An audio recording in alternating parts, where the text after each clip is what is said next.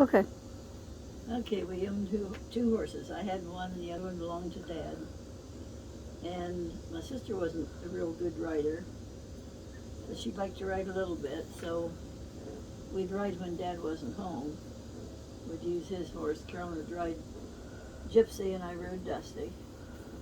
And Gypsy had been raised up at the Bell Fountain Fairgrounds on the racetrack. So the people that owned her would take her and really open her up and run around the racetrack. So she was good at running. But anyhow, Carol and I'd ride down the road.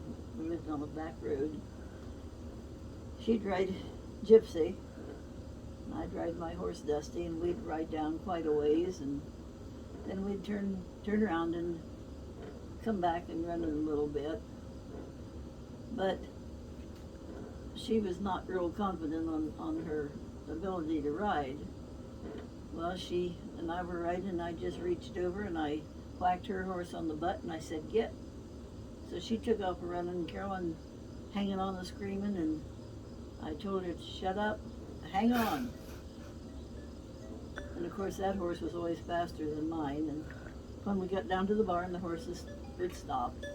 And I said, "Now you know how to ride, don't you?" She says, "Yeah, that was fun."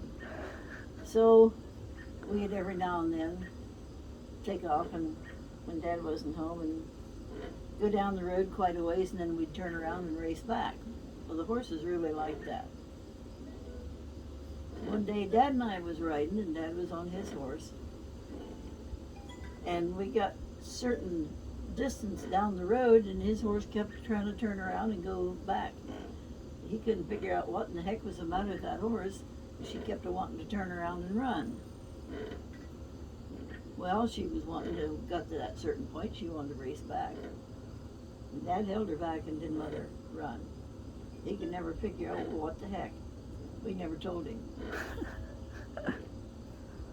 What's the one about the comb? The what? The one you said Carolyn did something with a comb. Oh, I was teasing her. And pestered her, and she had a short fuse. And she hauled off and threw a comb at me. And the comb hit me in my arm this way with the teeth up, and it went in there, and then it dropped down and it dug a big hole in my arm. Oh. I bled. I cried mother. She didn't have much sympathy for me because I was teasing Carolyn.